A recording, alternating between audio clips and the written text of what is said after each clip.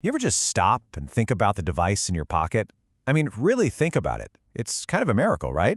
We just expect our phones to work perfectly, 24/7.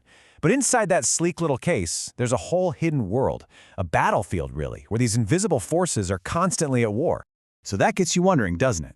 How does this incredibly delicate piece of tech actually survive a daily beatdown from things we can't even see? We're talking about an invisible war fought with tiny lightning bolts and constant static. So, let's get into it. All right, to understand how our phones make it through the day, first you got to meet the villains of the story. There are these two major threats that are always, and I mean always, trying to wreck our electronics from the inside. On one side, you've got ESD, that's electrostatic discharge. The easiest way to think about this is like a tiny, super-focused lightning bolt. You know that little shock you get when you touch a doorknob? Well, to a microscopic chip, that's like a full-on apocalypse. Then, on the other side, there's EMI, or electromagnetic interference. This is different. It's more like invisible radiostatic, this constant background noise that can mess up your data and scramble your calls.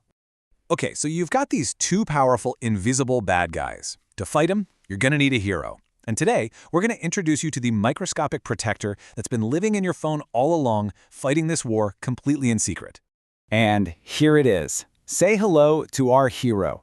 Now, its official name is the EMF01108F4. Catchy, I know. And it is just 0.76 millimeters long. To give you an idea of how small that is, it's literally smaller than a single grain of salt. It's kind of hard to believe that something this tiny can go up against such massive threats.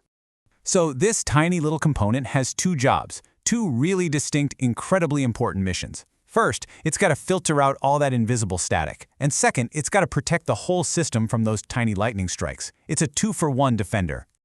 So, how does it pull this off? Let's start with job number one, filtering the noise. To do this, our hero acts less like a superhero and more like a really, really tough bouncer at a super exclusive nightclub. And here's the game plan, which is actually pretty genius in its simplicity. It's what's known as a low-pass filter. So picture this. All the electronic signals, the good data you want and the bad noise you don't, they all line up at the door. Our hero, the bouncer, just looks them over. It lets the low-frequency data signals, those are the VIPs, stroll right on in.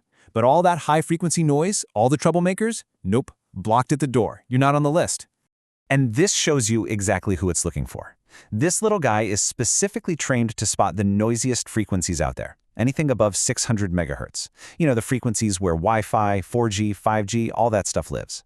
It cuts that noise down by over 99.9%. And what's the result for you? Well, it means your calls are crystal clear and your data connection is rock solid. Okay, so it's a world-class bouncer. We get it. But what about that second job? This is where our tiny hero totally switches gears. It goes from being a bouncer to being more like a Hollywood stuntman, getting ready to take a massive, sacrificial hit to save the star of the show.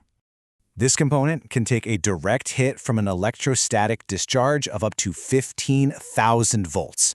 Just let that sink in for a minute. 15,000 volts, all absorbed by something smaller than a grain of salt. It's just wild.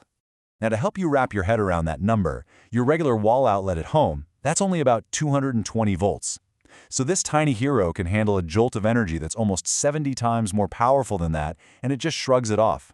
The question is, how on earth does it do that? Well, the secret is a cool feature called clamping voltage, and the best way to think about it is like a safety valve on a pressure cooker. The moment a huge, dangerous spike of voltage comes roaring down the line, this component instantly opens up a path to the ground and, whoosh, it safely vents all that crazy energy away from the sensitive circuits it's projecting. It literally takes the hit, so the brains of your phone don't have to. So we have this amazing microscopic hero that's both a bouncer and a stuntman. But, you know, it's one thing to have it, it's another thing to actually put it to work. And that brings us to maybe the most unbelievable part of this whole story. Actually building with it. I love this quote. This is pulled directly from the component's official technical datasheet, and it's just a masterclass in engineering understatement. Not recommended. That's just a very polite way of saying don't even think about it, it's absolutely impossible. This thing is so small, weighs just 0.145 milligrams, that you couldn't place it by hand even if you tried. Right, so that datasheet is less of a spec sheet and more of a holy text for manufacturing. It spells it all out. You must use hyper-precise robots. You have to use a very specific kind of no-clean solder paste. It even specifies the size of the individual solder particles. It has to be type 4. If you make one tiny mistake, one microscopic error in this process, the entire device could be a brick. You know, when you finally zoom out from just this one single tiny component, you really start to appreciate the staggering, mind-boggling complexity that we carry around in our pockets every single day. And that really is the whole point. That smooth, reliable, almost magical way your phone just works, it's not magic, not at all. It's a whole ecosystem built on the shoulders of millions of these tiny, silent heroes. Every single one has a specialized job, its own incredibly strict set of rules, all of them working together in perfect harmony. It really gets you thinking, right? I mean, beyond the bouncers and the stuntmen, what other invisible heroes, what other hidden rulebooks are quietly running in the background just to power the technology that completely shapes our world?